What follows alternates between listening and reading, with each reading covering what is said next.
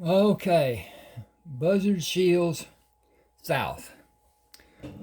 This is a three-part book, South being the first part, then America, then North. And it chronicles his time in the Army and doing survey work in the four-state area, Utah, Colorado, New Mexico, and Arizona. And then he comes back from when he's furloughed out and takes a residence on one of the tribe, one of the Indian tribe reservations.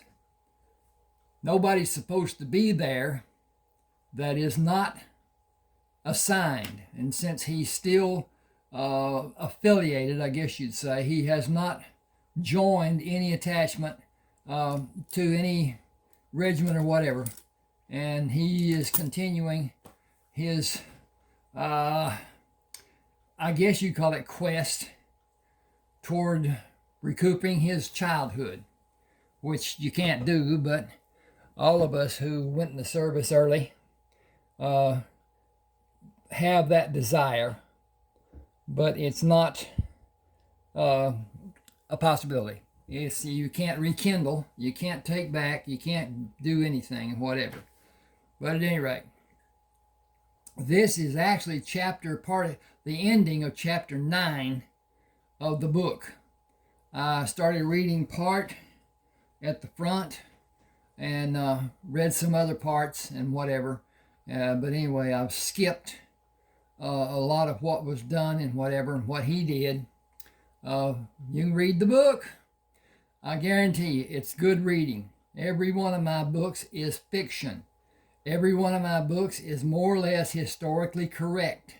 Every one of my books, as best I know, are factual where it needs to be, but they're still fiction. And it's not science fiction or any bull like that. It's just fiction. It's a good story. It is probably on the lines of what Louis L'Amour wrote, and he's my favorite author. He wrote so simply and explained so well, got all the ideas over, didn't ever have a problem with understanding what he was saying and whatever. But at any rate, I got a proposition. Anyone who wants to buy my books, send me an email. You can see the email address right there on the bottom, ron7560444@yahoo.com, and tell me which book you want. And they are some of them are done in 2 parts, some of them are done in 3 parts, some of them done in 1 part. But basically they are I wouldn't say this has 120, can't read that, 125,652 words on 245 pages. Now, a normal ebook is somewhere around 80 to 90,000 words. So this has at least 35,000 words more than the normal ebook would have.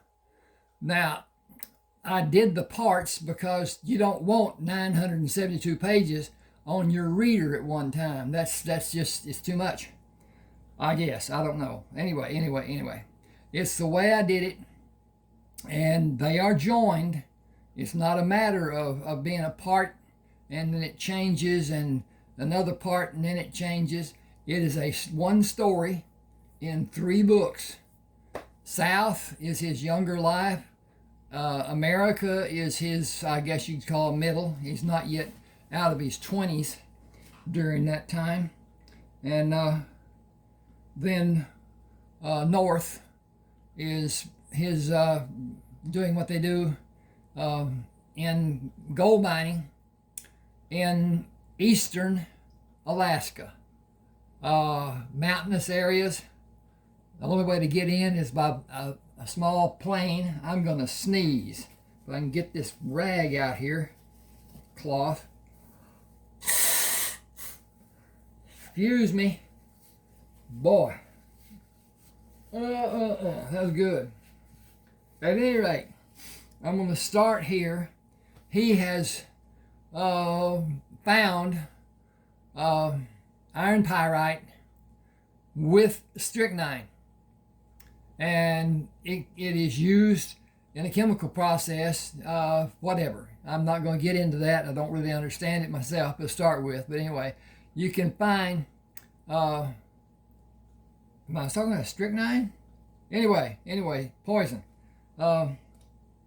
in with iron pyrite, fool's gold, and they come hand in hand to some degree, I guess.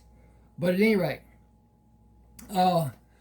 he has his commanding officer in Texas that has told him the government will buy minerals. One of it being the compositions of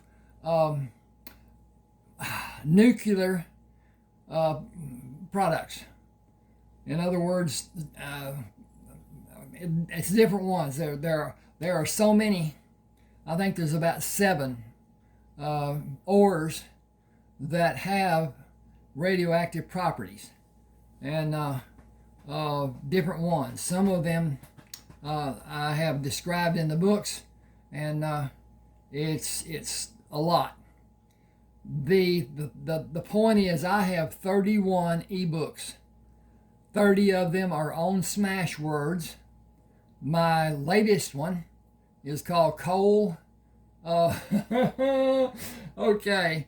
Anyway, Coal Buyer's Bounty Hunter, and it's a good story. All my books are good stories. I hope they're easily read. I tried to write them that way. At any rate, send me the email telling me which book you want. I will send an email with an attachment that has the book on it in text. Then you can download that onto your reader, your computer, your tablet, your whatever, and read it. They're also on Smashwords. You can buy them if you want to at $6.99 on Smashwords. Then a perk with it, you will have a page, a personal page on Smashwords. On that personal page, you will have a library. Every ebook you buy on Smashwords will go into that library. If something were to happen and you lose the book, you can go to Smashwords and download that book, all the books that you buy. And it's easy, and you have the confidence of Smashwords. Smashwords was the second largest ebook distributor after Amazon. Amazon started off as an ebook distributor, and then it got into all the retail sales and all the other stuff, and Jeff Bezos and his wife became rich. His wife was the one who more or less started the ebook business. And I love it. He's got a picture of a table, and he's got a leg that was busted off of it or something. He has a can setting underneath the leg. Why they didn't turn the table around so you can't see it, I don't know. But anyway, he's got Amazon pictured up on the word Amazon up on his right side, and his working and whatever. But at any rate, I'm going to start here now and read this portion. It's going to be quite long. Anyway, do, if you will, when you're viewing it on YouTube, let the ads run. Go and get you a drink. Do what you're going to do, whatever. On the long ones, and you can always come back, scroll back once the ad is done. I get a little money from those ads being not read necessarily, but being leaving it and not skipping it. Let's put it that way. So that would help a lot. Please subscribe to my channel. Hit the like button. Share, if you will, to people who like to read. Tell them about it. Just do what you can. Also, what is it? Submit, like, share. Oh, something else. Anyway, whatever. All right, I'm going to start off here. Buzzard has set up a means at a mine that has a load of pyrite in it, and he's done a cutout for the trucks to back into, and then they're loaded from above with a chute and driven down to the highway, and the trucks are weighed with the ore in it, then they're weighed afterward. But at any rate, here we go with Buzzard. Buzzard stood beside the chute that would be used to load the smaller pieces of ore into the bed of the truck before the larger pieces would be loaded from the sides. This is going to be so fast you will not believe it. Back the truck in and raise the bed until the end is holding the ore, while others pull down on the extended chute and ease the ore into the truck bed. Lower the bed to let more ore cover the bed. Slip the second and third end boards to hold the load of ore and pull the truck forward to do the same loading from the left side of the truck and from the right side without filling the bed of the truck with too much weight. If we have the ore on the floor and easily shoveled in the wheelbarrows, in 30 minutes or less, the truck will be loaded and ready to leave. The ore will make changing a flat impossible unless we are close enough to Belmont Camp to unload the truck and come back for part of the load to be transferred and the repair done. The sun is almost down. Tomorrow will be our first trip. Randy asked, "Are you, me, and Kyle going to make the first loads?" Yes. Major Fisher has arranged to have a gasoline tank for us to fill the truck tanks at Belmont Camp. Do not fill the tanks until you weigh the truck when it has been unloaded and you have both of the weight tickets in your possession. Then you can fill both tanks. Now then, this is chapter 10. 7 weeks after the first trip to unload the trucks, Buzzard called Edward. Edward is the chief of the tribe of Indians where Buzzard is staying. He found a house that's actually on part of it on one tribe, one reservation for tribe, and part of it on the other reservation. But anyway, both the tribes feel indebted to him for the things he's done. You can read about that before this. And they rebuilt the house. It's already walls and whatever already up, but the roof had caved in. Windows needed to be replaced, doors needed to be replaced, and whatever. But while he was gone the first time, they built him a house. Now anyway, Edward said, "I hope the train can make it through the snow that may be on the tracks. Dress as warm as you can and take extra warm clothes with you. They will come in handy for you in Alaska as cold as it gets up there. Call to let us know when you get there, and call to let us know how you are and when you expect to be back. My sister has a telephone in the restaurant I can call from. I'll leave the truck at Belmont Camp so I can get back without needing help from anyone when I come back. I plan to spend next winter here. You can have a house near us if you want one. Thank you, but I will be comfortable being in my own house." Bernie and Kyle were at the gasoline tank when Buzzard got his weight tickets and gave them to Kyle. "That is going to do it for me. I'll park the truck in the compound and catch a train going to San Francisco. I'll see you, man. I'll see. This light over here is giving me a problem. I'll see you in the month of May next year. The house is locked and boarded up. Everything will be safe, and it should make it through the winter in fine fashion. Have a good winter. Kyle shook his hand. It has been a long, excuse me, it has been a good life for us since you came. I hope you have a safe trip. Be careful in Alaska. I'm sure you will be out exploring when you can. See you next May. My sister and her son have lived in Alaska since my childhood days. They wouldn't move anywhere, so something is keeping them there. I want to see why, more than anything else. I wish I was going with you.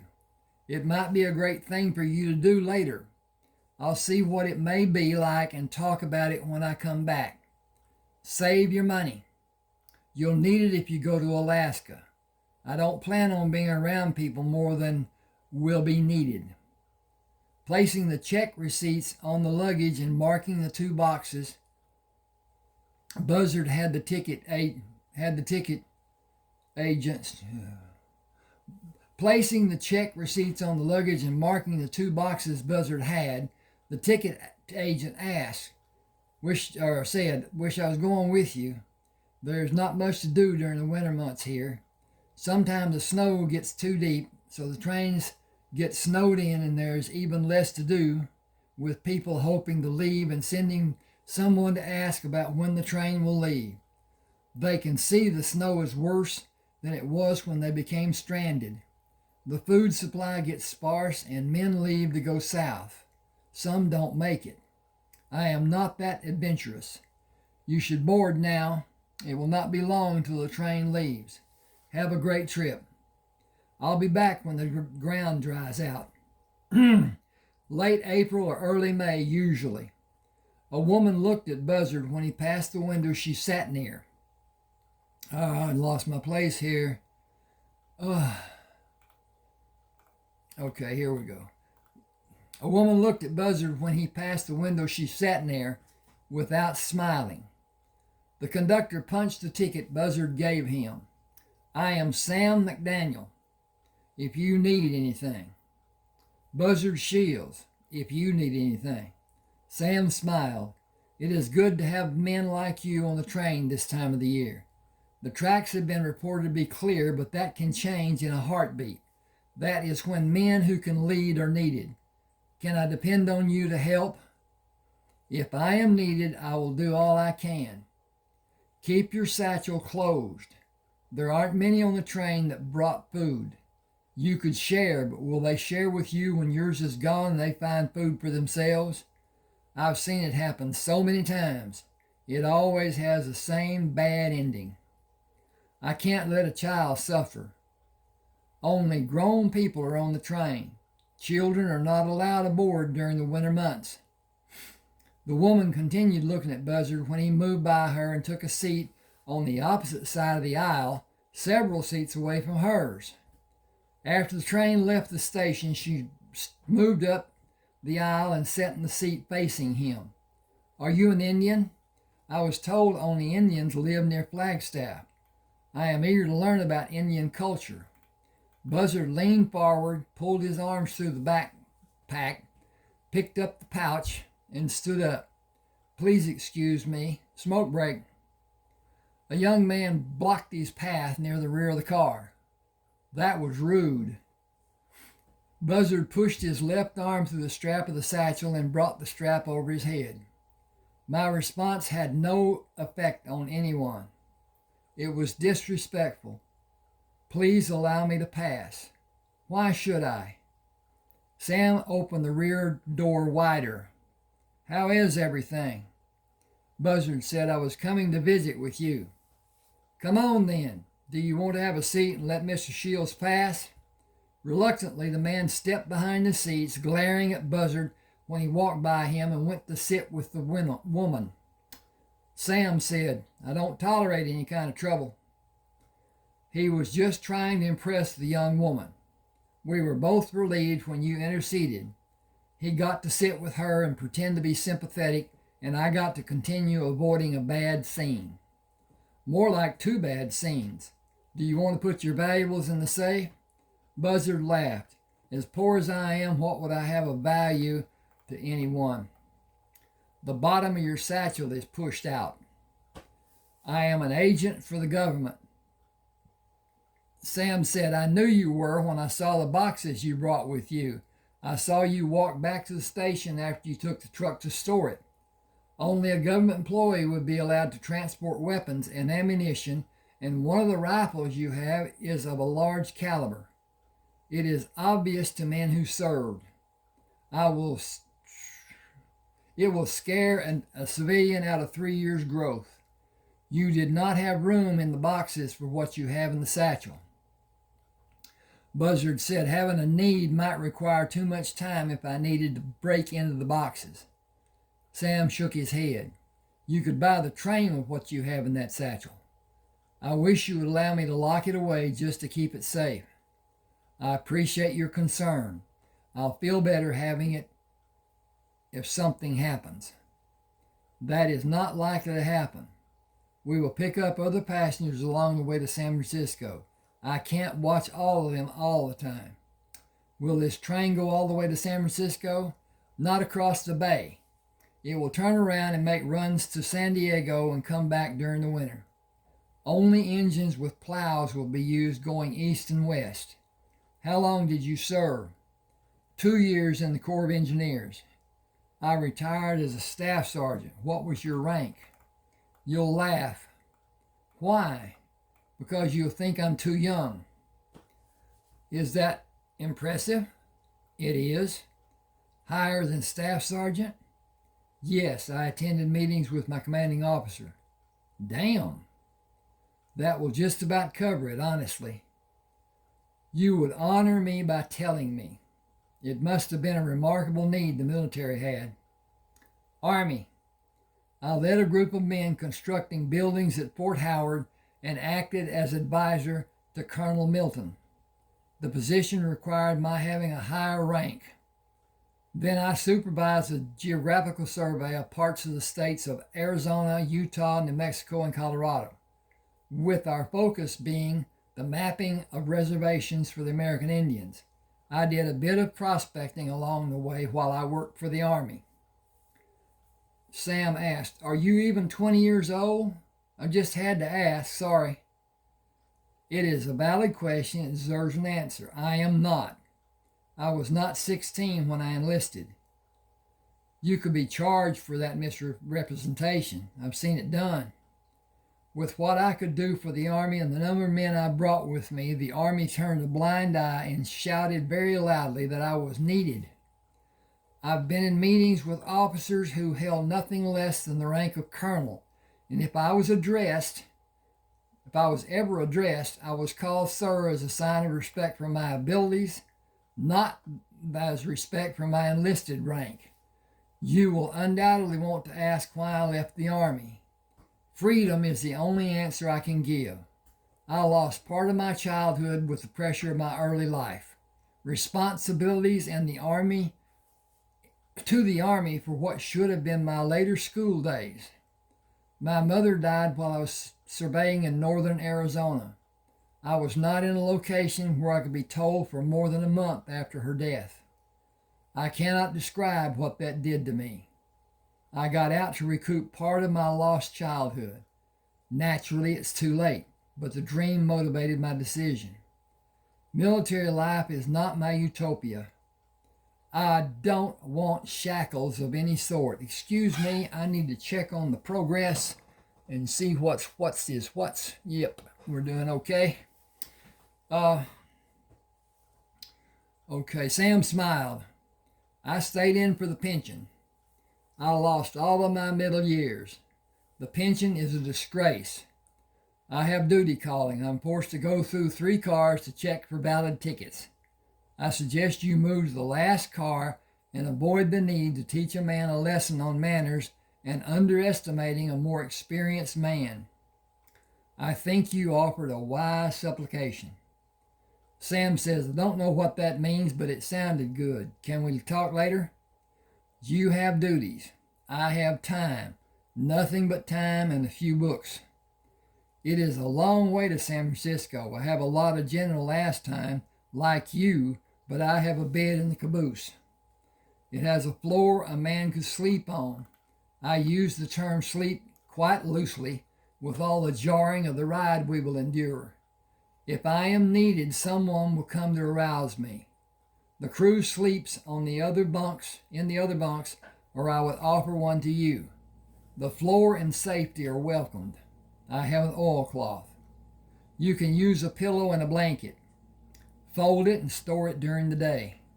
Some of the crew smoke, so it stinks from cigarette smoke, but it is better than sleeping on the seats or trying to sleep.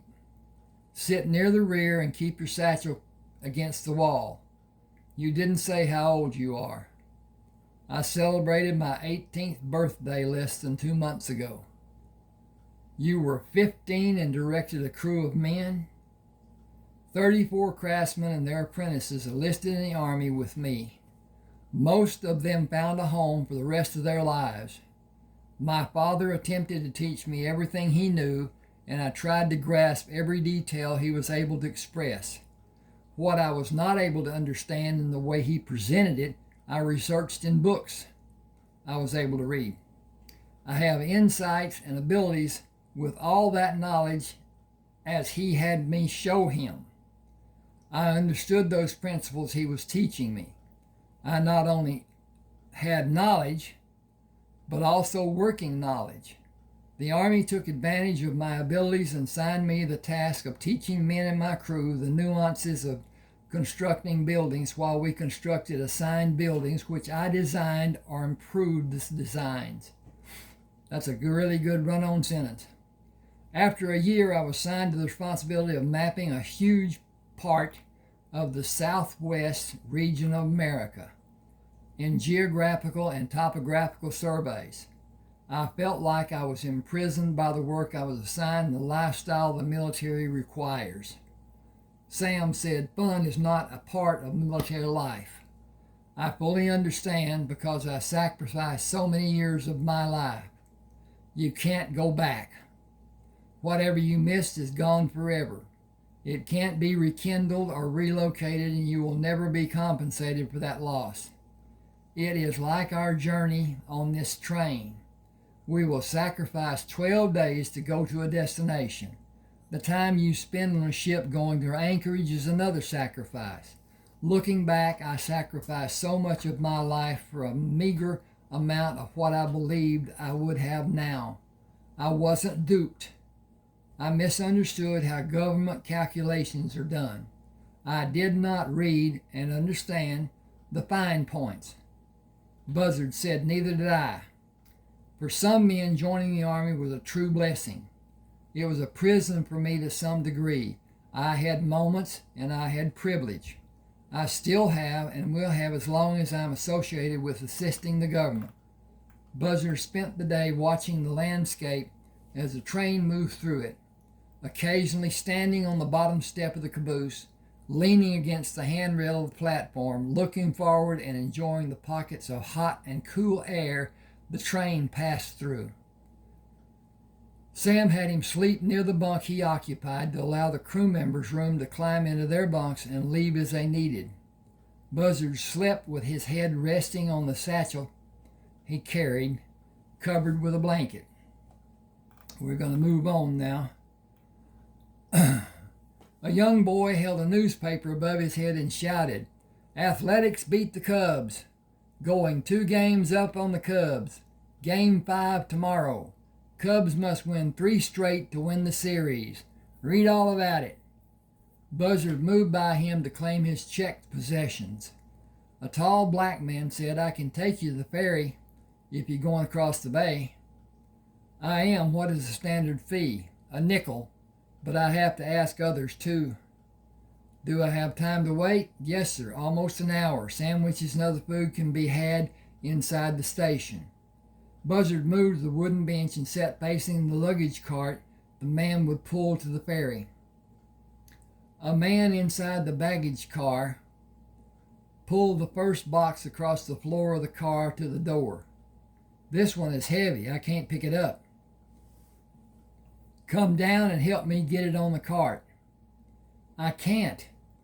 All of this needs to be moved, and if I come down before it is all in the door, I may lose my job. Buzzard moved behind the man. Can you lift the end near me? Near you? Near you. Making an attempt, he said, I can't. Then I can't help you lift the box, and the other man can't either. I need this job. We ain't had nothing heavy like this before. It should be on the bottom of the load. The other box should be with it. It is heavy too. Does anyone else help? Supposed to be, but there ain't nobody today. Buzzard looked around the door facing.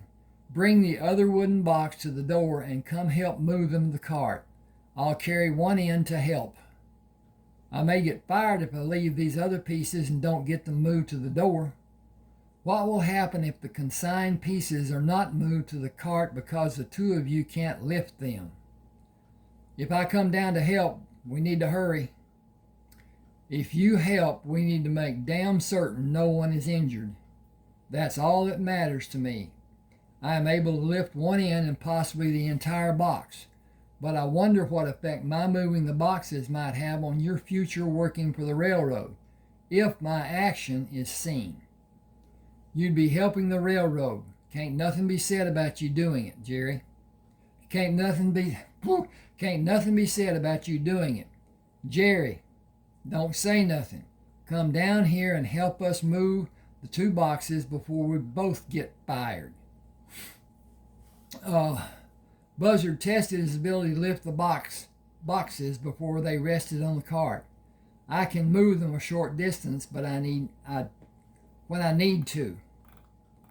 He marveled at the height of the ferry wheelhouse. They sure can't claim they couldn't see something if the ferry ran into something.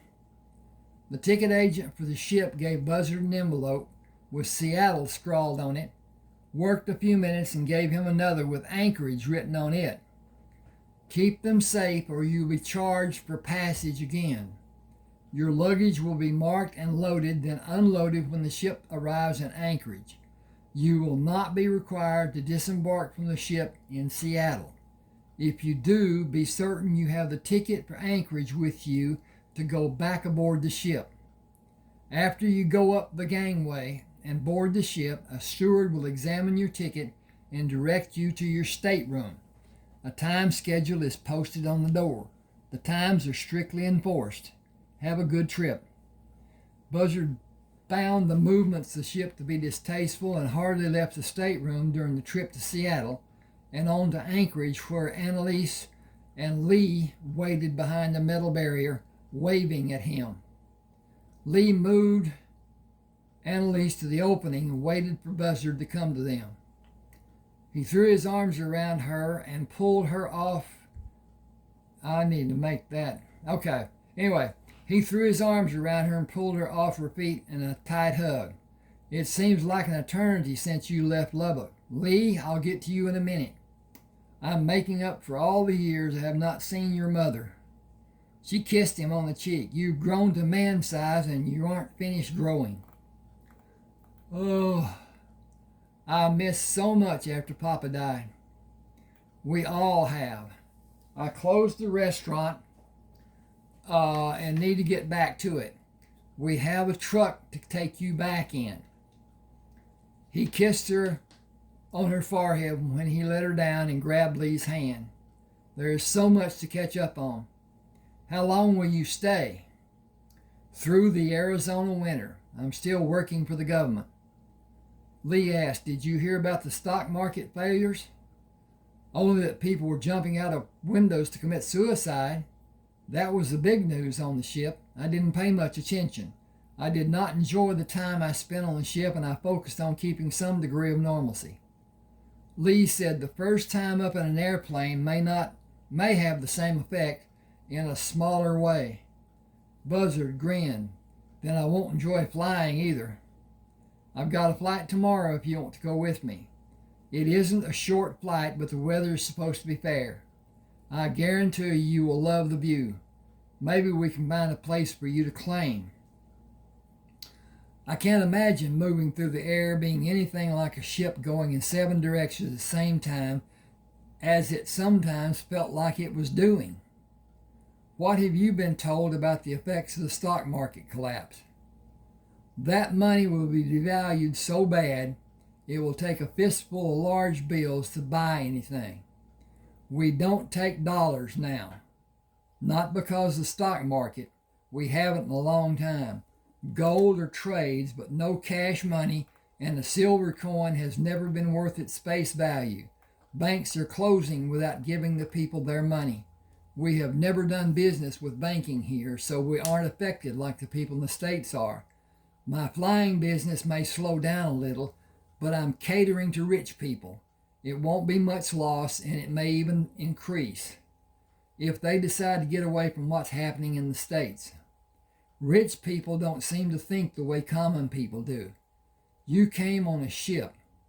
They won't come here unless they can fly in and fly out and fly while they're here too.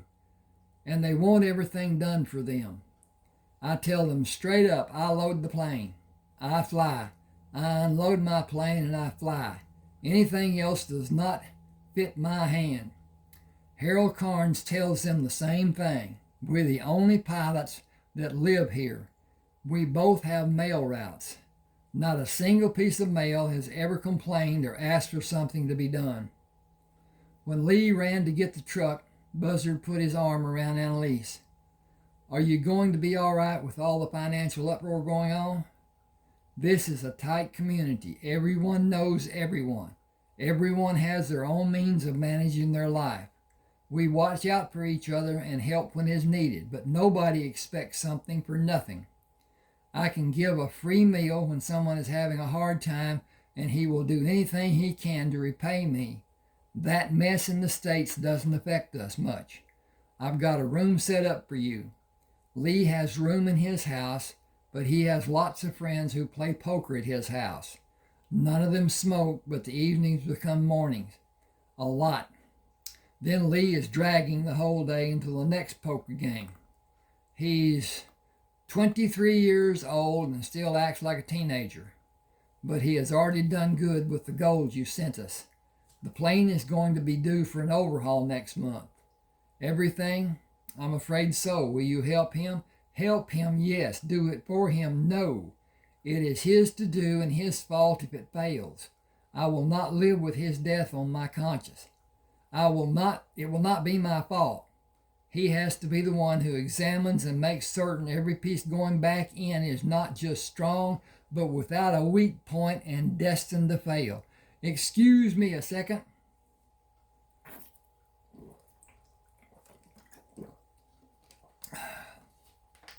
Just needed a little break. Okay, Lee backed the truck against the loading dock. Which ones are yours? Buzzard pointed at the boxes and the bags. Almost everything I own. Annalise asked, almost? I have a truck, and I suppose I can call the house on the reservation mine as long as I want to live in it. Other than that, this is everything I have, unless you save something from home for me. I took things of mine and some things as a remembrance of Papa and Mama. The house is still as it was. Lee put boards over the windows to protect him, and we locked the house. The neighbors will watch for problems, and Granny Bess is taking care of the girls and getting half the rent money. I told her she could keep all of it if she needed to. The rich will not be bothered by what is being called a recession. Their businesses will continue to be protected by the government. The blessings for us, with that being done, is the rich will continue doing what they have always done. Our lives will still be pretty much the same. A little less is nothing catastrophic. Lee pointed at the boxes. U.S., are you still getting help from the Army? I need to put a period bar. If I can get my little cursor up here, ding, and there is a period. So it's U period S period. Are you still getting help from the Army? No one questions what is in the boxes when they see what is on the outside of the boxes. Sneaky, Unc. Yankee ingenuity, and I got concessions for enlisting. They will continue 4 more years. On paper, I am still in the Army.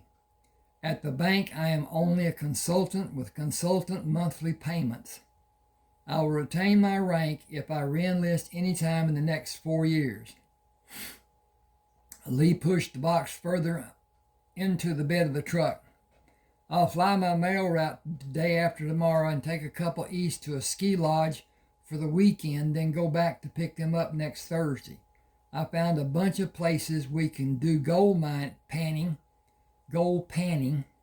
and build sluice boxes with lumber I dropped off in those areas if you want to help me.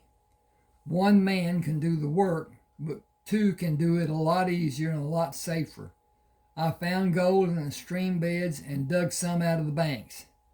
Now is a good time to pan because the water level of the rivers and streams is as low as it'll ever be, and the gold is easy to dig and run through a sluice process. I have nothing pressing me to be done during the winter months. Whatever you want to do, I will. I'm guessing you have everything we need to be protected when we're out in the open. I've taken enough lumber to one spot to start building a cabin after we build the sluice boxes. We will take more lumber each time we fly that way.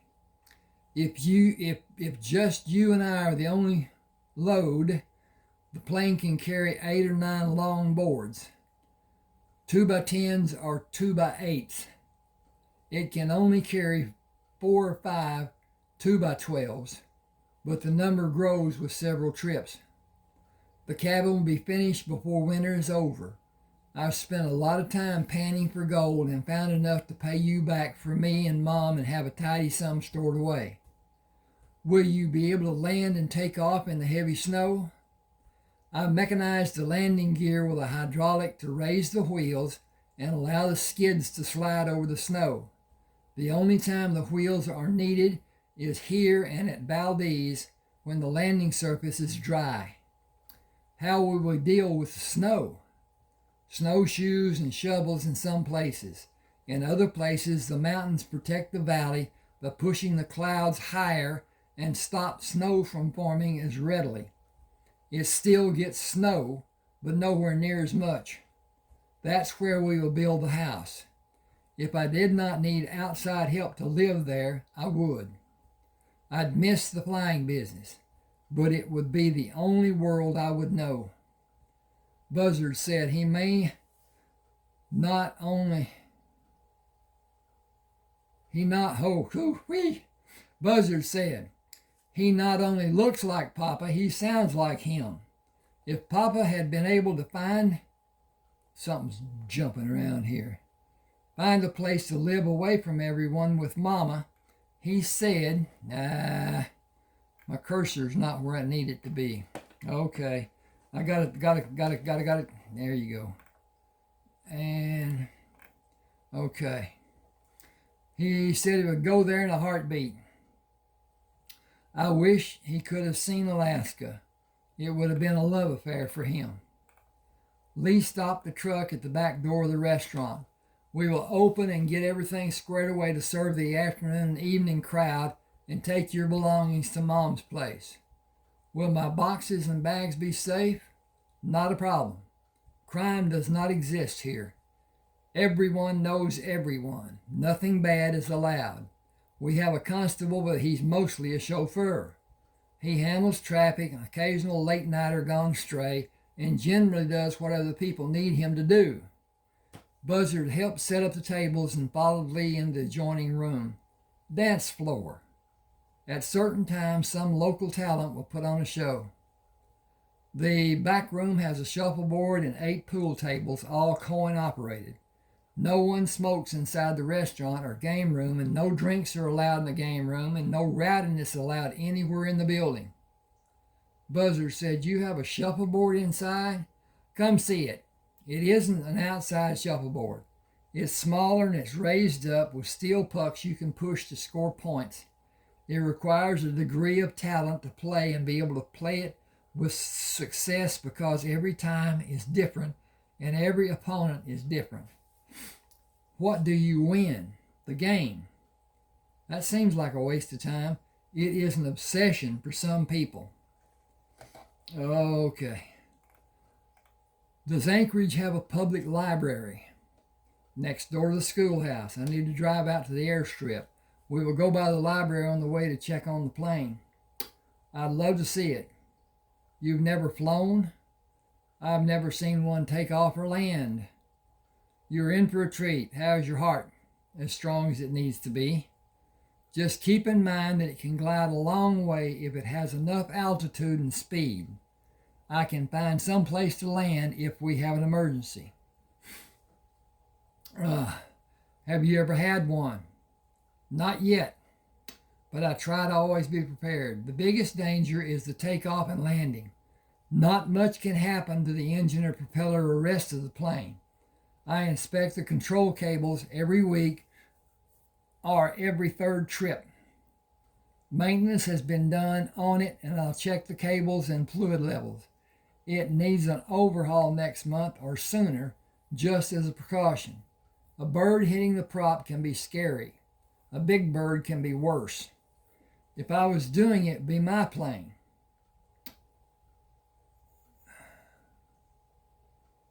If I was doing it, if it was my plane, I'd drop the engine and replace it with a new one. Is the new engine run tested at the factory? Lee laughed. Wait till you see her. You'll change your mind. Buzzard commented. No offense? I haven't seen an airport like the States have, but this is not like them. I need to move this.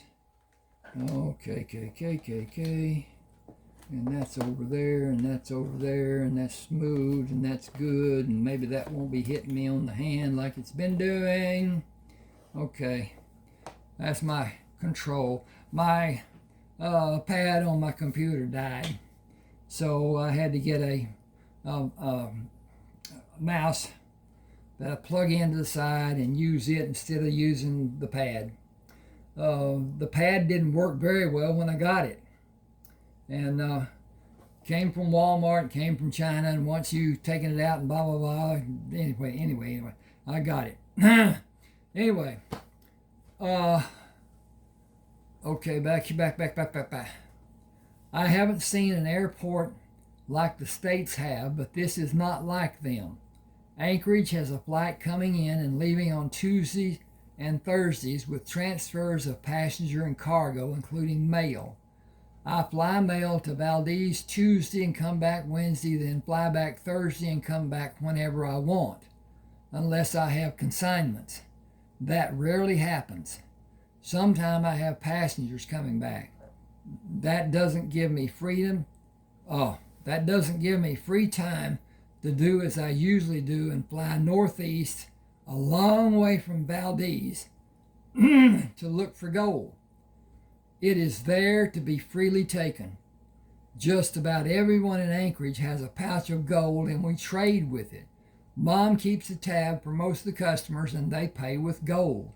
Nobody asks where they got it. He stopped the truck beside the plane with an orange-colored fuselage and yellow wings and tail. Buzzard sat and stared out the window of the truck. I told you you'd change your mind. It looks brand spanking new. I traded my first plane for it last April. It's built hell for stout. It certainly looks stout. How far can you fly before you have to come back to refuel? I don't really know. I fly to Valdez and fill up and fly on to my different spots and fly back to Valdez and refuel and come back here and fill up. I've never pushed it to see what the limit may be. Buzzard walked around the plane. I did not expect it to be this big. My first plane was a lot smaller, and it would not carry as much as I needed it to. It was all that was available until this one was released this year. I have to keep up with the best of the current planes to keep the mail contract. I don't need it with the gold I bring out, but it gives me security. No one knows where I go when I leave Valdez, and the only way anyone can get there where I go is with a plane that has a setup like this. I ordered the parts and did the work to make it operate in the snow and on the dry runways, and saved a bucket full of money putting the hydraulic lifts on the wheels. Lee, this is amazing. Never in my wildest dream would I have envisioned the plane as magnificent as it is. This is the only word I can come up with to describe my feelings about your plane. Wow. Excuse me a minute. I'm going to drain this again.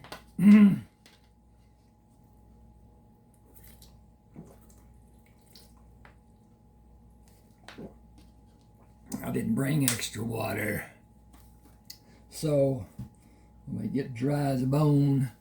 I got to check on this up here. Then I'll know what I need to know. And yes. I think I got moved. I think I moved my book cover replication. Okay. Got to see where I am.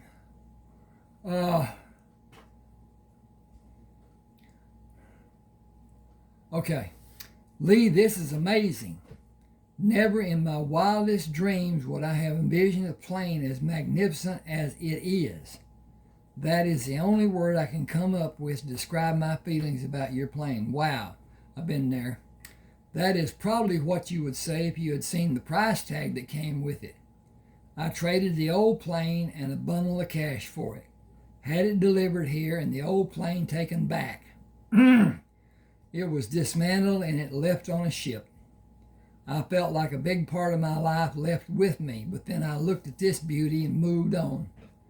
The difference it has made in my life is worth more than the price I gave for it. It was gold I took from the ground, free. That makes this plane free and makes me free. Buzzard ran his hand down the side of the fuselage. Freedom was what I had longed for since the earliest days of my life. There is no price anyone can put on freedom. I found a semblance of freedom when I was living on the reservations. The people there gave it to me freely, and I have an obligation to help them gain as much freedom as may be possible for them. I owe it to them and to myself. Will you sit in the cockpit and slowly move the foot pedals and the stick? How slowly? Gently and slowly. That is crucial. I can guide the plane if it loses power. I can't even fly if the tail section controls don't function. Would you say the rudder and elevator are the most important operation of the plane? Absolutely. Do you always check them first when you do your inspections? First when I do an inspection and before I take off and after I land. I want to always know they are functioning properly and that they are stable. I can do the inspection without having help, but it is slower and less accurate. Buzzard said, I have not had a hamburger in a month of Sundays. I think Arlene makes the best I've had. She's cooking today if you want to try her hamburger cooking. I think I have enough to pay for a hamburger and fries. You couldn't pay for anything here if your life depended on it. Buzzard smiled. I don't want to offend anybody by trying. That is the way things are normally done, right? Oh, everything is all right here. I'll join you in having a hamburger and we can talk about filing a claim for you. Can I file a claim even if I don't live here? Nobody lived here before they filed a claim or bought something to establish residency. You have to pay the filing. You have to pay to file the claim. That's all. Alaska gets another resident and Alaska gets your money. Pure and simple. Everyone benefits. Nobody lives where the claim will be. Nobody. Finished with the meal, Buzzard pushed the empty plate away and moved out of the booth. Can you show me how to play shuffleboard?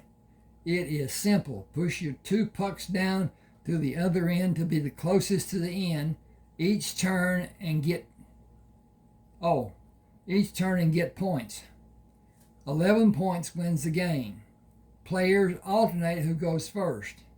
is a boring game for me. Pool is better. I haven't seen pool played either. You use a stick and knock balls on a table into 6 open pockets. I'll show you how to play shuffleboard and then pool. After that, we will go to the bowling alley. Bowling requires strength and accuracy. You throw a ball down an alley to knock down pins for a score. Highest score wins. That doesn't sound like it would appeal to me. I don't care for it, but it's something different to do. I found it frustrating because I can't be consistent in throwing the ball. You already have so many things that are different to do. Being out in the open country is my choice. It is mine too, but I have to keep up appearances of being normal for Mom's sake. Buzzard picked up one of the metal pucks. Helping Mama is what led me to lose so much of my childhood. My biggest problem is I don't know what I lost, so my imagination may be running wild. I can't really do anything to help, and not knowing may be clouding my judgment. Trying to keep a positive attitude is so different when I see how some children play like I never have. Your life had other rewards. Anyway, that's what Mom said. Not knowing haunts me, and I need to concentrate on doing things I know are worth doing and just grow. Would working to be able to provide $500 a day keep you concentrating? Is that possible? I haven't done it, but I've taken out more than $500 in 3 days, working alone and without a sluice box. I believe we will have days that will total more than $500 a day. If we could find the load, it would be much greater than that. The problem for me is the gold is in the streams and in the dry bed to be shoveled and sluiced and panned. I know where it is. I have no time to look for the load, and you and I working together will be great for success and just great fun for me. I think it will be for you. First, I have to fly. That is a different ball of wax for me. What was it like the first time you left the ground? My heart was in my throat and beating so fast it scared me. I wasn't scared to fly. I was so excited to do it. I still get a thrill doing it. If someone said I should stop flying to save my life, I would tell them it will never happen. I will fly as long as I can. I love flying. I am pretty certain you will too. Hey, I get paid to do what I love doing. You can't beat that. I know what can bring a load of gold back. That is what can't be beat. And this is chapter 11. Lee checked the passenger's hearing protection and restraining harnesses, moved between the seats to set his controls, and buckled his restraints. Then put his hand under the harness Buzzard had on. Loosen this a little and put on the earphones. The microphone will be where you can speak into it. We are about to go flying, Unc. This will be my adventure today. I hope it be yours. He increased the revolutions of the engine and taxied out to turn around at the end of the runway, pushed the throttle forward, and launched the plane down the runway. Relax and enjoy. It is too late to be worried. Stop balling your fist and enjoy the exhilaration of complete freedom. The only way you can feel more freedom is to fly without being inside this plane. The airplane climbed and continued climbing until Lee slowly brought it to level flight. How's that feel? Like I want to lose my breakfast? It was not what I expected. A lot easier and enjoyable. It could have been had I known what was coming. I had no idea it would be so fast and so easy and more stimulating than I imagined. Goosebumps. I was prepared for far worse. It's adrenaline. It's the same for me every time. I love it. We will go up to Pennaquin first to drop the couple in the back seat off, and then fly down to Valdez and drop the mail and go find a fun place to work. I borrowed a sextant to locate the claim. I will not file, just build a cairn of rocks with my name scribbled on a piece of paper and a bottle with the coordinates. That is a legal claim. The only way it can be found is with a plane.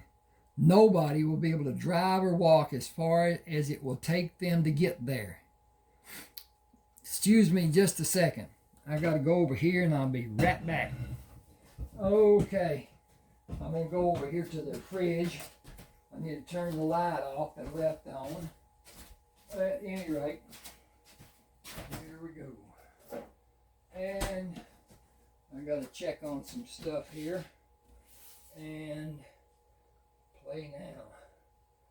Close. Play now. Okay.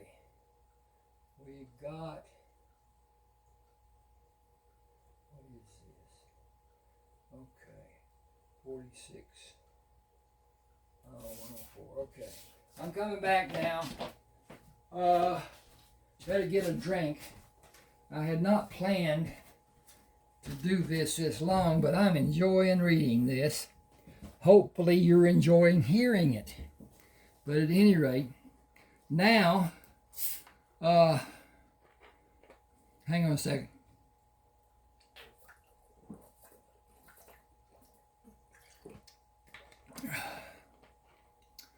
Okay.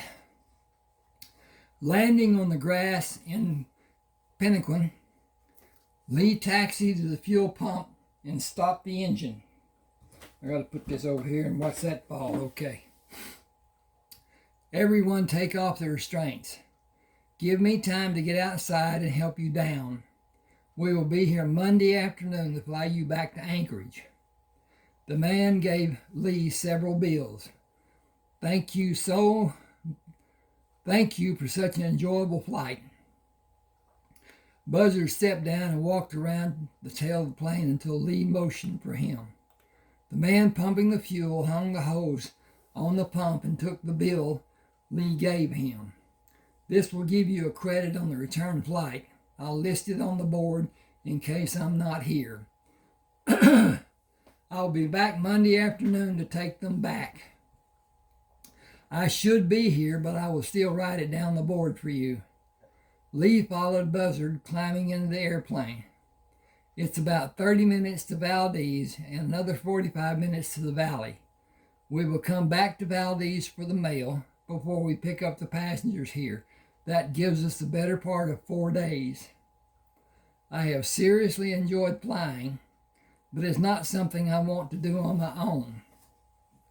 I'll leave it for you to enjoy. Hang on just a second. I need to adjust my chair. Okay. Landing in Valdez, Lee stopped the airplane at the fuel pump and folded the back of the rear seat down to pull the mail bags from behind the seat and tossed them out the doorway. Moving back to the seat, he waved at the man who filled the tank. We can leave when the mail bags are moved and Darren signals us. He is always asking to go with me. I don't know if he wants to fly or if he suspects that I am doing something he can have an adventure. So he can have an adventure. Do you trust him? He helped me get the mail route. Yes, I trust him, and I owe for him helping me. A short time after leaving Valdez, Lee banked the plane and finished the turn. There's the valley. I've found gold almost everywhere I looked in and near the stream. What do you think? Should we build the sluice boxes where it is concentrated most or halfway down the valley? Did you find heavy concentration of gold? Yes, closer to the upper end of the valley. Buzzard said, I want to try to locate the lode, but do it slowly by panning close to the place you found the concentration of gold. What did you find? Small or medium or large pieces. It was different sizes, but it was a lot in one place. I worked there 3 days straight and brought out a coffee can full of gold, close to 3 pounds. Buzzard held the bottom of the seat with his right hand during the landing. That is not something I want to do every day. Whew, I jumped there. The takeoff was pleasing and exhilarating. The landing was downright scary. That was an easy landing. We did not hit a single rock. Help me turn the plane. He pushed the rudder to the right and turned the plane to be able to take off toward the open end of the valley. What's first? Build a lean-to and gather firewood, then look at the spot where you found the concentration is what I suggest. If we get wet, we will need shelter and the fire. Okay, safety first. Always. While Buzzard finished putting the boards on the roof of the small lean-to, Lee brought firewood. This will keep a fire going through the night, and there's plenty close by to bring down when we need it.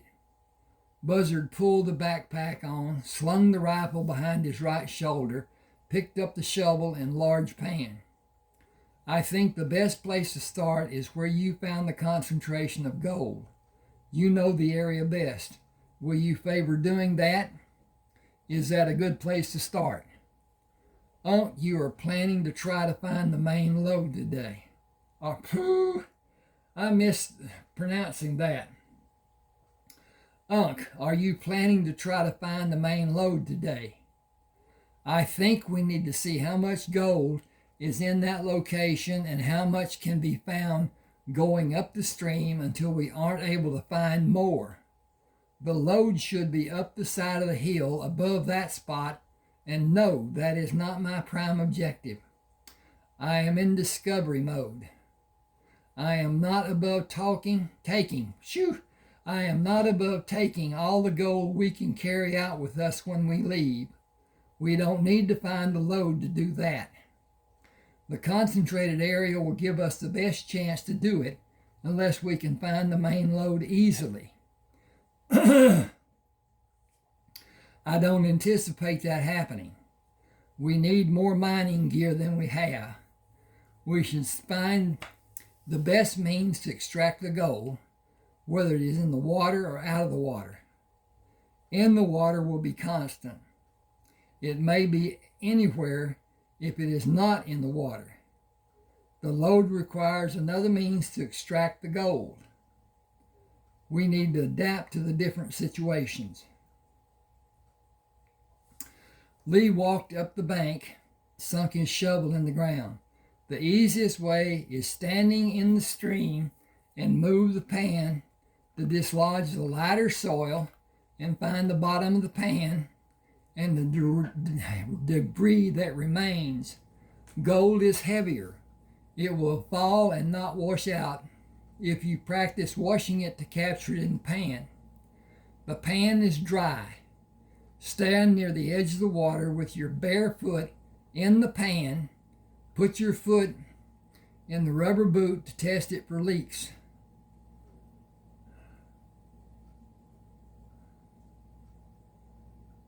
Okay. He's standing with his bare foot in the pan next to the water. Okay. Woo.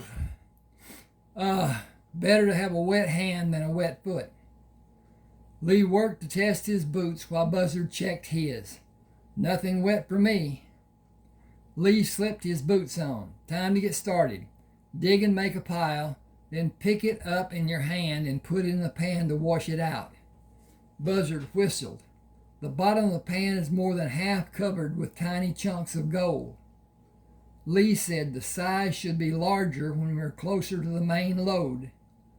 Dump your pan in the pouch and move out in the stream and shove the pan in the mud and get more.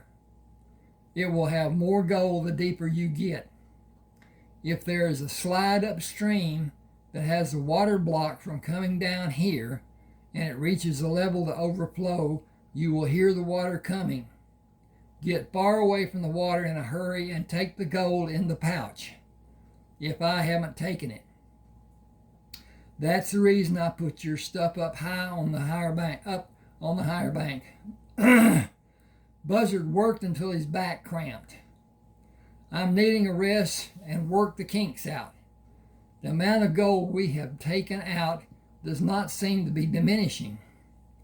I think the sluice boxes will serve our need, or I am not going to be able to sleep tonight from the pain in my back. I've been bent over too long. How much gold do we have? Enough to start a cache. You're going to need help. You're going to need to help me out on that. Will we bury the gold? We can't easily carry it with us, and it's a long way to the plane. It is easier to bury it and take it to the plane later when we're not so tired. Buzzard pushed his hand under the pouch and picked it up. This is close to 8 or 9 pounds. It has some small rocks in it, but it's almost all gold. The strap may not stand the weight if we put more gold in it and try to carry it by the strap.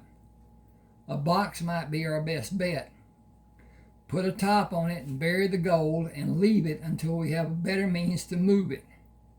We've hardly started and already have close to 10 pounds. The sluice boxes will be much faster than only using the pans, and it can be built to be easily taken apart and moved. We need a system to collect and move the water into the boxes with a hose to wash the debris back into the water. Lee said, put it in the water and let the flow run into it. We can both pick it up and dump it into a collection box and remove the debris. Fill the wooden box and cover it before we bury it. That should be. Hang with me just a minute. Cover it with a lid.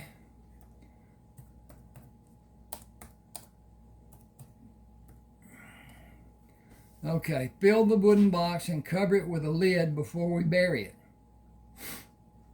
Buzzard shook his head. Wood will soak up water and become heavy.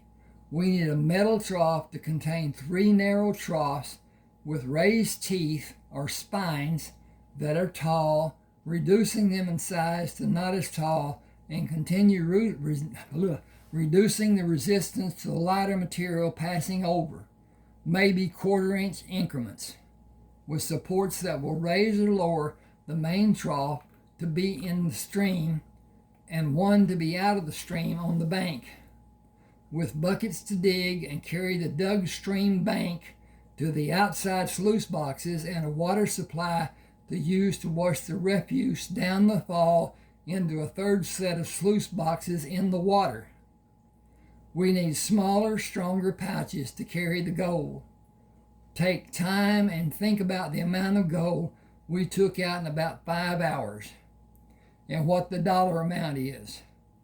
If the pouch only weighs 7 pounds, and I believe it weighs more, that 7-pound total is more than $2,000, and every ounce over that weight is another $20.67 at current market value. How much gold can be taken out of this region if we have proper equipment and manpower to operate the equipment? Hell fire, we can double it tomorrow and the next day and have another $1,000 amount by us working Monday morning. That will total more than 45 pounds of gold, and the value is more than $14,000. Where will we store that amount of gold safely? Lee grinned. We could buy another plane for you to fly. Buzzard laughed. So you can have a flying buddy? Consider this. No one can get in or out of Alaska without flying. Alaska is huge. There is no one around here for hundreds of miles. The chance of someone finding this place is incomprehensible. Bring in a load of 2x4s every time we come, and I'll build a framework for a good-sized house. Then bring in 1-inch flatboards, and we can finish the house and cut shakes for the roof from these trees. Bring 4 men in and put them to work. You can't give me a figure how much gold can be taken out of here in a week with them working every day and all of us working on the weekends. The plane will not fly with that much weight. You would be forced to fly me in and take the gold out and come back to work and fly out with more gold Monday. The men would not work long hours and become tired with what I have in my mind to be built to separate and take the gold out. I don't want to do all of that. I don't want anybody but you and me knowing about this, to know about this. I don't want it to be known by someone seeing us having more gold than what men normally have. A single person knowing about the gold here could start another gold rush and have thousands of outside men trying to get here, like happened 40 years ago. Some of those men walked hundreds of miles to get what they believed would be a chance to merely bend down and pick up huge chunks of gold and be rich in 2 or 3 days. The estimation of the number of men who tried to get there was more than 100,000. It could happen again right here. I've taken out gold from the streams of 2 other valleys nearby. I want to be able to have a supply of gold the rest of my life, not just plunder this area and sit on a pile of gold that can be taken away from me. I want that for you and Mom too. Buzzard said, I have an obligation to people in Arizona. It may be years before I'll come back to Alaska. Without outside help, no one can live here. This site will remain unknown. I want to fly to Valdez and have the sluice boxes fabricated from thin steel sheets and bring them back to use next weekend and whenever we can get here. Jimmy Jones will make them for us, and he will never mention it to anyone. He can have the fabrication done tomorrow.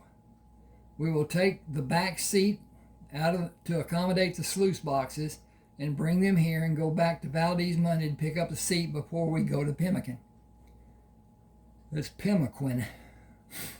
Buzzard looked around the valley. I'd like to live here. I have a truck like yours that has an extra gasoline tank mounted on the passenger side of the cab. I wonder if I could drive here from Valdez. Only if you have a winch on the front. That is the only way you will be able to cross the different flows of water. You'll need an extra tank of gasoline loaded in the bed of the truck and be able to unload it and put it back to keep a ready gasoline supply, and you cannot do it safely if you don't have help. A man alone is not safe anywhere in Alaska outside of a city. I never fully concentrate on the goal and what I'm doing. I look for problems, and I try to be prepared for anything that might happen. You have not experienced life in Alaska and the hazards it may have. Excuse me just a minute. I got to check on my stuff. And we are. Oh, that's good. That's good. Got a few little while. Hazards it may have. But could it be done, even with everything that needs to be considered? Yes, if I fly with you and you know you're safe, I will never allow you to go off alone.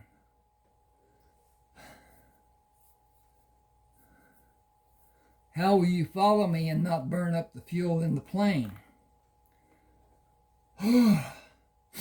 Flying ahead of you and stop the engine to wait for you to catch up with me and do it again. I suggest that you find a place to build a cabin and fly boards in to make a frame and haul exterior boards on the truck.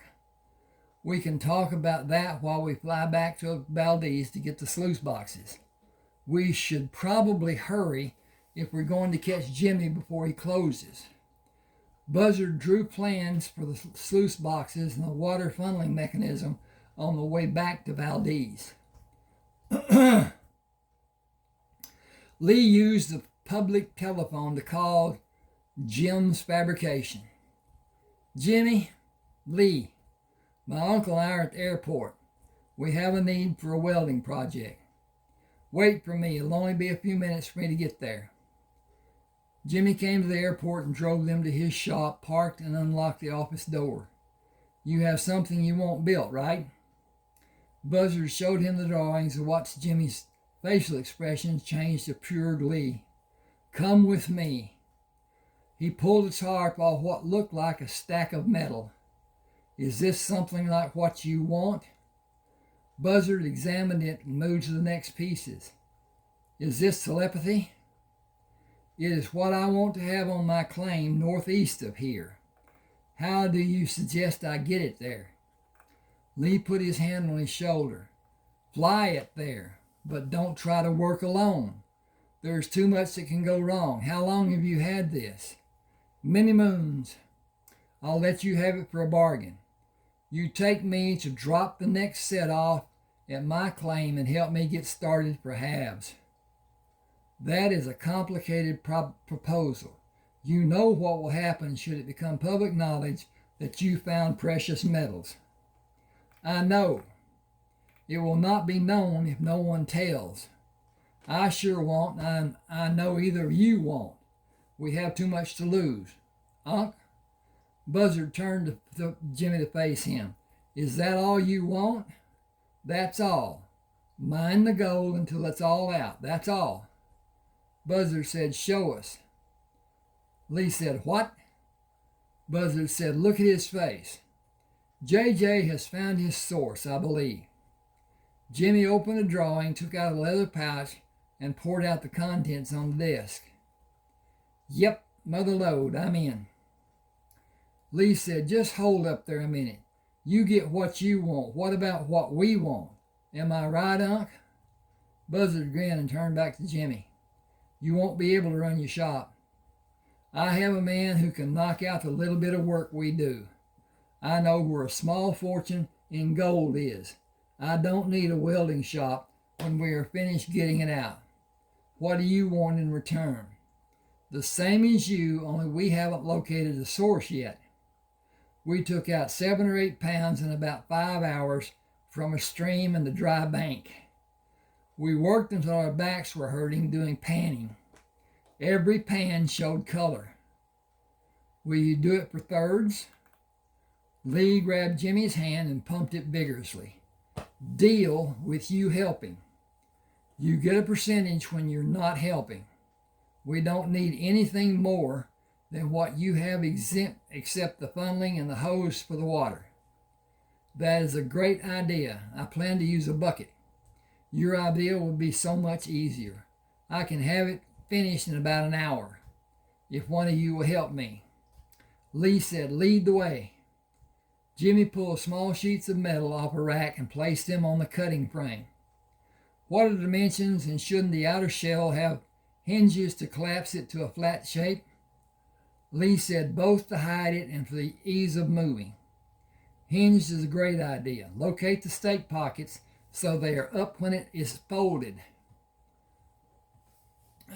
Up and out of the way when it's folded. Okay. Buzzard asked, do you have a 2-man tent? Better than tent. I cut boards and built a lean-to. It's rough, but it will stop the wind and keep the rain out. That's wrong. That should be Jimmy asked. Okay. Oh, no. Okay. No, that's Jimmy. Buzzard asked, do you have a 2-man tent? Jimmy said, better than a tent. I cut boards and built a lean-to. It's rough, but it will stop the wind and keep the rain out. Lee came to Buzzard while Jimmy finished welding. We have to find his dig. I don't think it will be as difficult as you may have imagined. Here is a description of landmarks the pilot followed to take Jimmy there. It is less than 15 miles northeast of where we were today. Lee said, I wonder. What? Excuse me. We'll see when we get the plane loaded. Finding the lean-to will tell us if I'm right. Do you think you have a claim to his discovery? It is close by it if it isn't. I hope it isn't. That will mean even more gold for all of us and greater possibilities for more discoveries. Jimmy brought the smaller squared piece. I welded this 3-inch nipple as an outlet. I have a 3-inch reducer that goes down to a 3/4 of an inch for a hose connection. I thought about putting a shutoff valve on it, but that isn't needed. Several hoses with screw thread connections may be needed.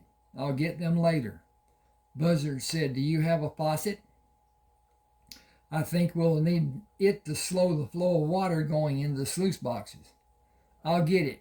Can you find a location for the description how the plane traveled? Buzzard said, I think we can, but finding the exact spot won't be easy. Searching for your lean-to could take a long time. You'll find it easy. The pilot had me place 5 mirrors facing the sky. You'll see them shining. If one of you will put on a pair of gloves, we can take the pieces out to the truck. The big one will be cool by the time we get to the plane. Where can I go? When can I go with you? I will bring the mail next Thursday from Anchorage, and we will all go then and work through the weekend. Do you want to come back Monday when I come back from the mail going to Anchorage? I want to stay there as long as Buzzard wants to stay with me. I won't stay alone. I did that once, and I was constantly looking for something every time I heard a noise. I think that is a wise choice. Can you stock up on pemmican? We need it. We'll need it. I'll have boxes of it ready. Thursday then. Will you take the back seat of the plane to your shop and bring it to the plane Monday? Do you want us to bring your share of what we gather when we come here? Some, but not all of it, if you work long getting it. I can't tell you how to find the gold up on the side of the mountain. I covered it with dirt and dead branches. Buzzard asked, do you have a copy of those directions? Take them. I know how to find it again. Buzzard gave Jimmy the drawings he had. Will you build these? With 3 of us working, they will need speed up. They will help speed up the process. Jimmy looked at the drawings. Yes, place them in the water and dip the water out and dig the exposed gold. Excellent. 6 will be better. I'll have them ready when you come back. Buzzard counted the streams the pilot listed to locate Lee's claim they had been mining. Jimmy's claim is 3 streams away from the northeast from where we were. Lee turned the plane to begin the takeoff. That isn't my claim. Mine is southwest of his. This is astonishing. These are small, isolated pockets of gold, not like the Yukon being one huge gold field. The prospects may be endless for us because there are so few airplanes to take anyone to these remote areas, and there are only a few facilities to service the planes. And someone finding gold in these areas is like looking for a needle in a haystack. It is almost impossible. Buzzard smiled. Not impossible if no man knows where to look. Geographical formations tell you where minerals may be located. That is the reason I feel an obligation to the Indian people in Arizona. It is not just the formations, but where they are located that make it so difficult. You can tell if gold can be found by the lay of the land. That is a clue, not a distinction, and nothing is always the same. It will tell you where it isn't. That is the big step toward not wasting your efforts. Lee flew up the valley without sighting the flashes of light from the mirrors and banked the plane to go back. Buzzard said, go back and fly further west than you did before. When Lee banked the plane to fly back down the valley, Buzzard looked over the engine cowling. There, see the sunlight reflections? I don't. I'll go on down the valley and turn around and land. First go down and come back flying low to see if we can see the lean-to and possibly more mirror flashes. The mirrors may have been disturbed and not be reflecting light. Lee looked down the valley. This valley is narrow. I need to locate the site and land. The plane is going to be at least a 1/16 of a mile away from the site.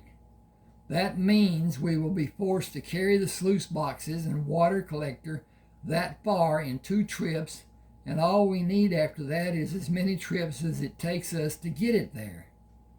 Buzzard said, think of it in terms of expended energy. We'll expend far less than attempting to physically pull the plane back that far. Lee said, aren't you a ray of sunshine this gloomy day? I'll set the plane down as close as I can. Hold on, we're going down. I wish you would be more cheerful and positive and just say we're about to have a beautiful landing. Every landing you walk away from is beautiful. Hang with me a second. I got to check. I think I'm close to ending. And not really. Okay. Buzzard unstrapped the safety harnesses and stepped over the sluice boxes to leave the airplane. Hand me the little stuff, then we can unload the biggest piece of the water collector. I think we can tie ropes to the stake pockets and drag it, and whatever we can tie on it, close to where we have to carry everything across the stream. The lean-to is on a big shoal in a bend of the stream. The water spreads out after the bend where the lean-to is.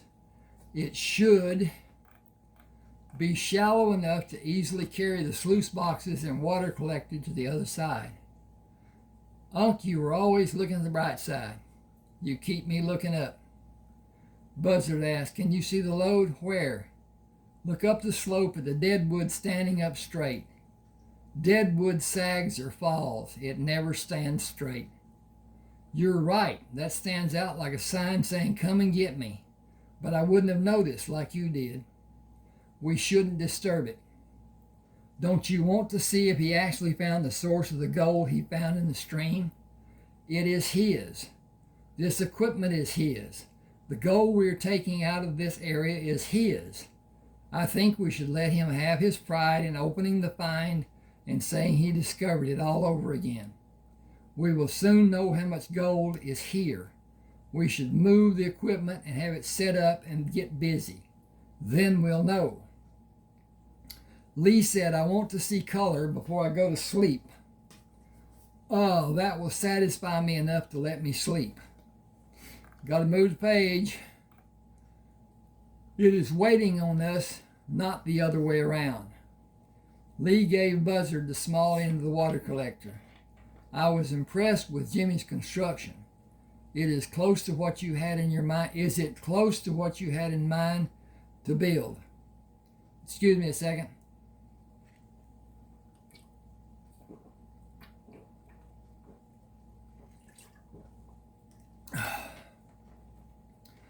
Ooh.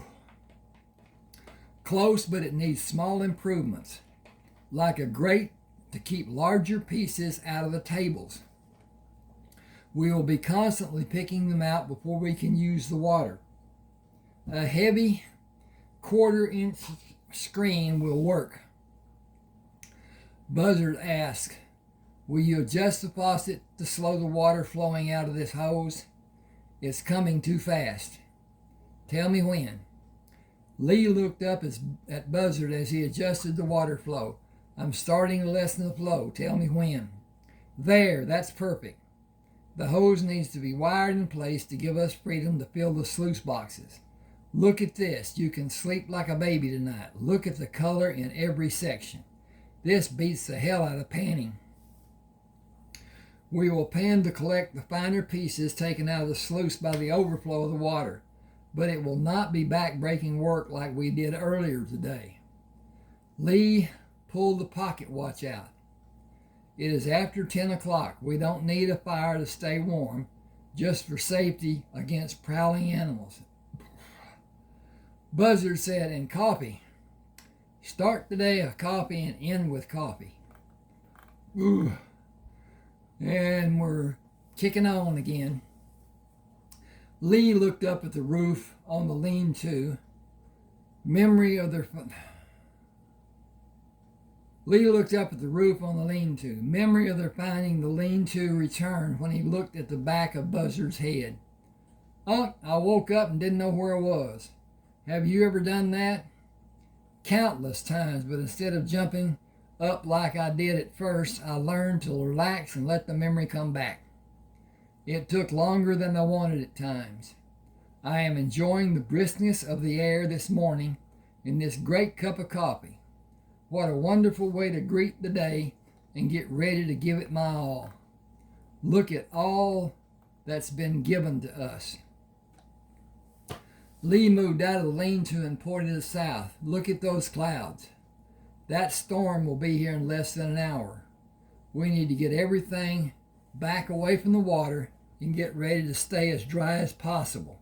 The fire won't last long in that downpour. You can catch up on your reading. All day, hard to tell, but the lightning is a problem, thus being this close to water if it strikes here.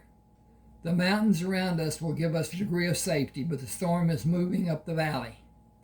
The benefit of its coming out of the south is that warm air will be coming with it. If it rains for a long time, the water level will rise. Would it be wise for us to dig the ground away from the edge of the water to bring the gold deposits out for us to sluice later? That would leave soft spots when the water fills it. That could be an accident waiting to happen if the water level stays up and we can't see the holes. Clouds darkened the sky with lightning flashes and thunder rolling for less than 15 minutes until sunshine broke through the darkness and light filled the sky once more. Lightning storm. Loud enough to wake the dead and not a single drop of rain that I saw. We can have your favorite morning ritual with hot coffee and then get busy. That is the part that is wrong for me. I know what is here. I want to know what is over there and beyond that. Excuse me. More than anything, I want to explore and discover. Having the gold is great. I'll stay and take out all we can, but one day I want to take me somewhere, and I want you to take me somewhere and leave me there. I almost had a place to live and explore on the reservations, but the need to help them outweighed my doing it. I may still do it. Some call it having a wanderlust. I'll go with that. I may wander, but I will never wander. Unc, it is too dangerous. You can't help if you need it. You can't get help if you need it. The old mountain men did not have other people to help them. And what was their life expectancy? 30? They did not have the conveniences we have. I'll have a truck to get help if I need it. You can fly over each month to see if I have a signal placed for you to see and stop to check on me. I'll build a house that nothing can be a threat to me and search to my heart's content. A new adventure every day. Lee asked, smiling. Until then, compromise with you. Make it like perspire. More like perspire. Hang on just a second. I need to get this. I got a hitch in my get along over here. I have a psychiatric nerve problem. And it flares from time to time. But then I'm old. So what can you say? Ain't dead. Life is what life is. And if you live long enough, everybody you know will die.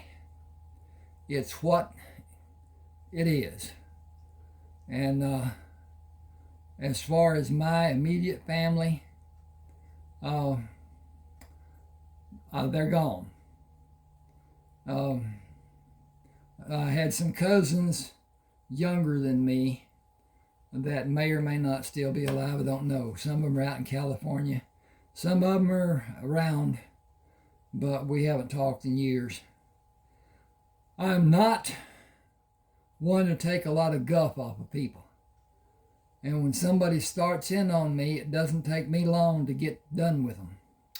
And that's been a problem for them. It is not a problem for me. I could have been a mountain man. I could have lived by myself. I could have done the things that Buzzard wants to do and been happy. I do not get aggravated, upset about being alone. I don't think being put in solitary would bother me one iota. As long as I can imagine and do what I do. My books, they're every one imagination. And the greats sit down to flesh out a story and outline and do all kinds of stuff. And I sit down with an idea and I write.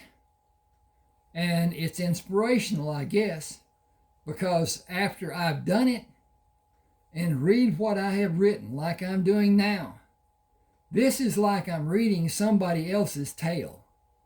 It is not something, I could never do this again. I could never write this story again. I could write something similar to it, but I doubt that it would be as interesting as this is. And to look at all the things that are going on in these people's lives and what they're doing and everything, it's just phenomenal. And I love it. But at any rate, okay. Buzzard said, get the small shovel and I'll hold the end up so you can clean it out. We haven't been working an hour and already took out a lot. Lee finished scooping the gold out and hefted the pouch. I'd guess close to 2 pounds and combine this with what is still in the other 2 sluice boxes. Wash the other 2 down and see what we have. Catch what comes from the last box in a pan so we don't lose much. I think I can clean out the sluice boxes while you wash the pan out and bring the gold out to put in the pouch. Can we fly over the area after we've worked long enough to have a good supply for Jimmy? Wanderlust? I think that should be wanderlust. Strong curiosity. It will begin to snow in a few weeks, and the snow will cover what I want to see. What exactly are you looking for? A place where the mountains protect the eastern valley and warm air comes up from the south. I don't believe we can find a place that isn't covered by some snow during the dead of winter.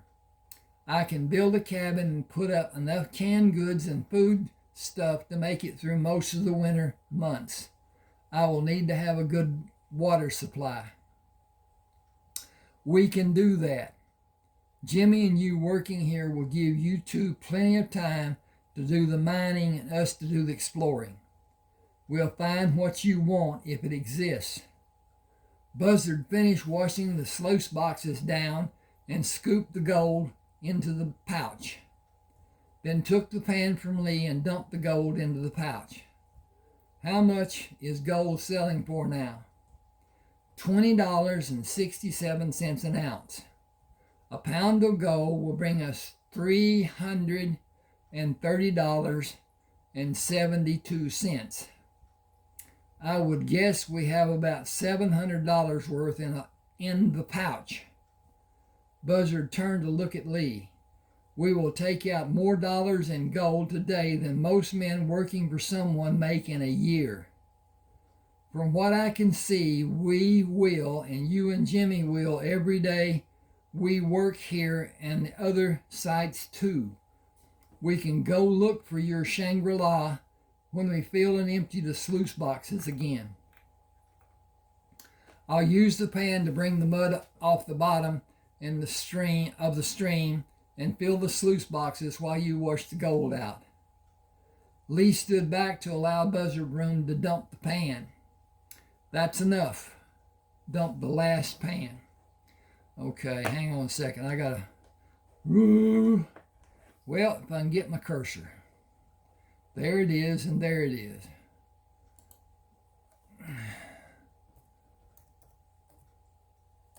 Okay.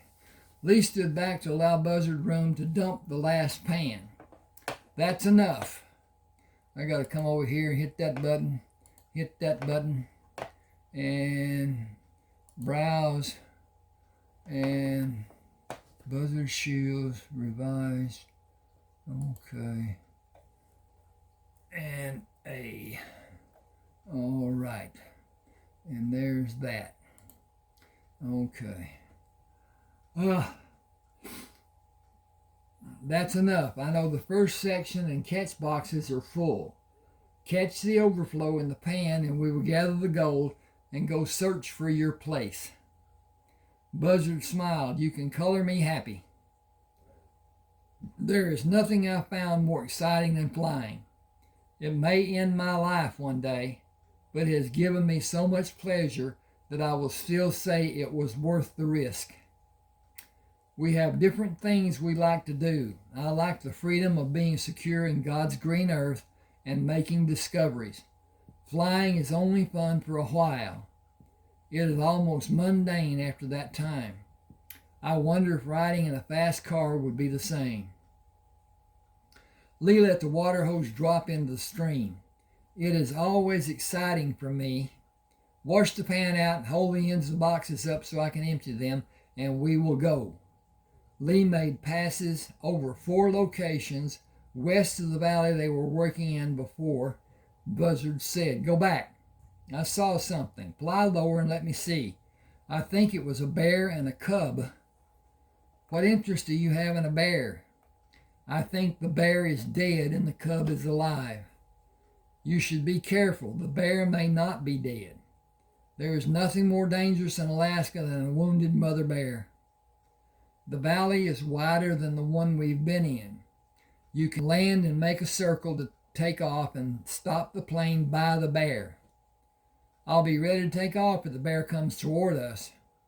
I'll be right here with you if that happens, because I will not leave the plane until I'm certain she is not able to move. You should not take a long time to evaluate what her condition may be.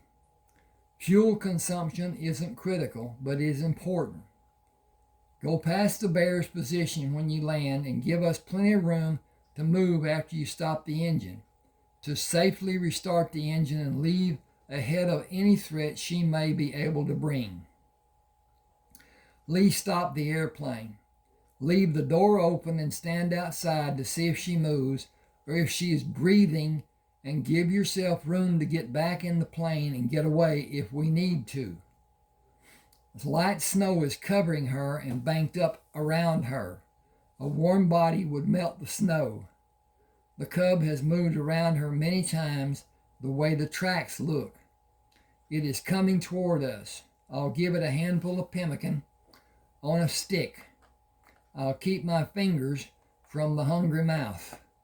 Good thinking, because it will snap at food if it's hungry, and I think that need is driving the cub, or it would not come to us. It would run away. It should have run when the plane moved by. I don't think it's very old from the size of the cub's body. Only a few days, certainly less than a week. Lee stood up to follow Buzzard. I'll take a rifle to be ready for an attack, just as a precaution. Buzzard said, "Stay in the plane and be ready. I am not going to be far away. I'll let the cub come to me and keep a good distance from the mother. Start the engine and don't wait for me. I'll get back inside when you taxi away. I will wait for you. Don't be stupid. Until you tell me you're inside and able to sit in the seat, I will wait." Buzzard moved away from the tail of the airplane and dropped small pieces of pemmican in a trail back to the airplane. The cub came slowly and moved past the first few pieces and turned back to pick one up and ate it, then moved away from Buzzard to find the other pieces.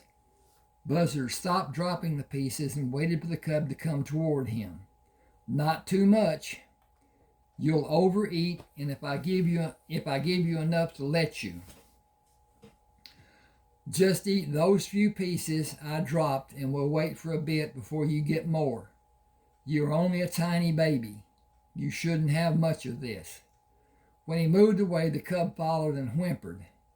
"It's all right. We aren't going to leave you." He slowly moved to the door of the airplane. Can you give me a couple of towels? Buzzard wrapped the towel around the cub and climbed inside the plane. When he pulled the safety harness to secure it, Lee moved the plane to line up for the takeoff. What have you got planned? I couldn't leave it there to die. Okay, now I don't know where my stuff, there it is, okay. How will you feel when you have it with you and it dies? I will have done my best. It is a defenseless baby. Lee gave another towel to Buzzard. That defenseless baby can take your finger off with a single bite. It can tear you to shreds with its claws accidentally. It has no training. You either. I'll wrap her with towels and keep it bundled around her until we can get her to Valdez and get a cage built for her and get bottles and evaporated milk to feed her. Unc, you're taking a lot on yourself. I know. You couldn't just get a dog? Having a dog isn't much fun. A bear is a different story. Completely and entirely. So you plan to have it this way? Not exactly, but I've always had a desire to be just a little different, if I can't be a lot different. Do you know if I can find a veterinarian to see her? If you take a bear anywhere that will be in public, she will be taken away from you and euthanized. That would be my fault. I'm not going to let that happen. She's warm and she's sleeping. As young as she is, sleeping will be what she does most. I'll put her in a backpack when we get to Valdez and hope she sleeps until I can get condensed milk watered down to feed her. We have an abundance of pemmican to feed her, but she will want milk more than anything else. You shouldn't involve anyone, like getting a cage built for her. Even telling Jimmy may be dangerous for her. We should find what is needed to take care of her and leave. How will we get to a store to buy milk and baby bottles? Get a ride. If Tony is there, he will be able to take us. He will fill his gas tank. We will fill his gas tank and get sandwiches for him and his family. It is a nice treat for them and for us. Buzzard said, I will try to find what she likes to eat and you can bring it to her. She's a bear. She's related to hogs. She will eat what hogs eat and what they are able to reach to have, like berries. She's a baby. What do piglets eat? Everything their mother leaves for them, not much. Did you consider the fact that this is the season for bears to hibernate? How will she learn how to be a bear with you as her teacher? I can't begin to deal with that right now. I knew she would die without our help. We are taking so much from Mother Earth, and helping her gives a little back. I have to feel good about her and doing something I'm doing right. Do you have a firm grip on her? We are approaching Valdez. Do we need dollars to buy what we need? Lee smiled.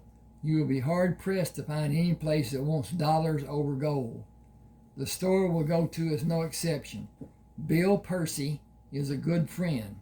He'll set us up with everything we need and try to sell us more, but he'll laugh while he does it. Tony Bateman waved the plane around the fuel. You haven't been here when I've been working lately. Can you take a break and run us over to Percy's place? Sure. Who do you have with you? My uncle. Hey, Unc, come meet Tony. Tony hung the nozzle on the tank. Unc, you look younger than Lee. Buzzard laughed and shook Tony's hand. He is 7 years older than me. I had him for 4 years until my sister brought him to Alaska. He taught me a lot. He's always been more like my big brother than my nephew. That may have been true when you were younger, but you're bigger than him now. I'll get the truck. Leave the plane here and I'll come around. Buzzard said, Tony isn't bashful, is he? He has been my friend a long time. He feels comfortable with me and thinks you should be comfortable with him.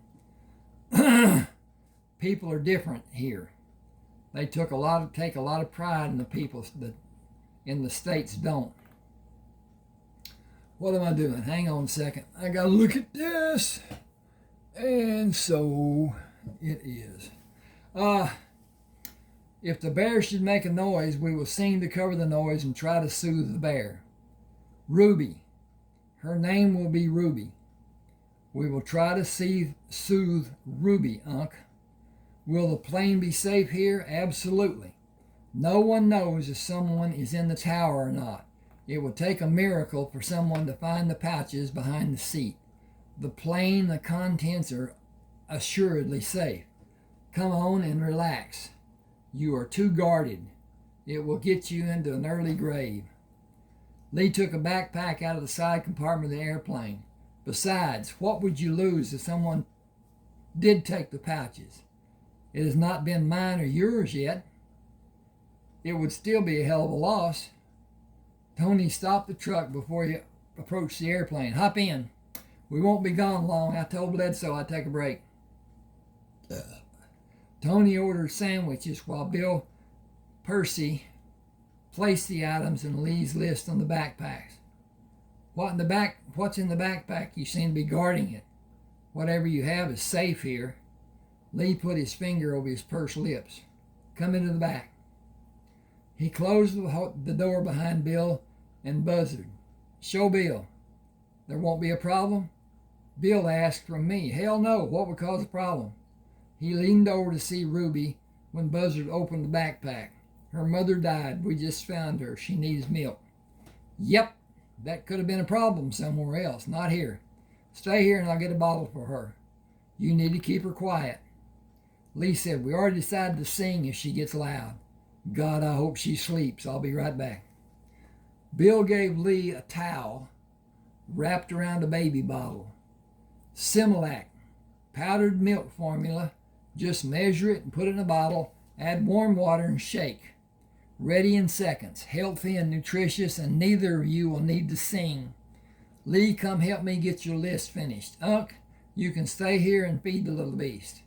She will grow so fast you will be amazed. You do know she is a grizzly, don't you? Largest bear in North America.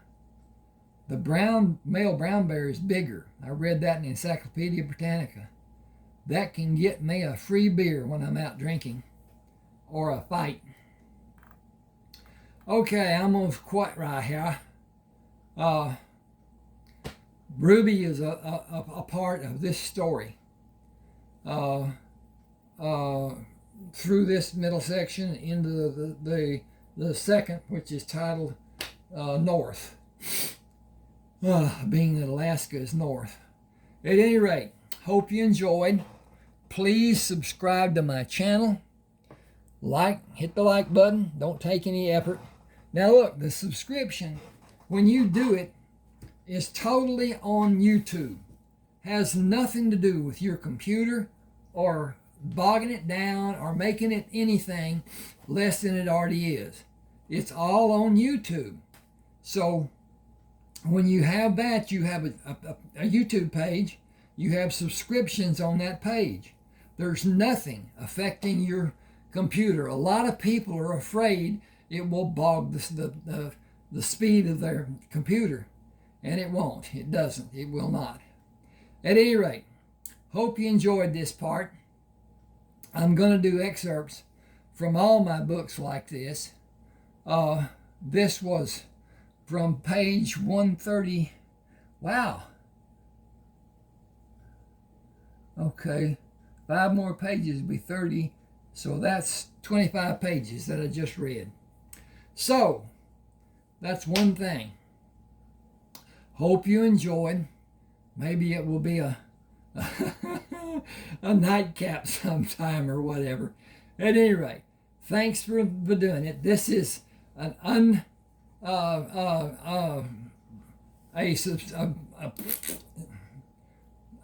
it's not titled. There's no title to it yet. I've got to do something with it. But at any rate, that's what we'll do. Thanks for being with me. Hope you enjoy. Okay.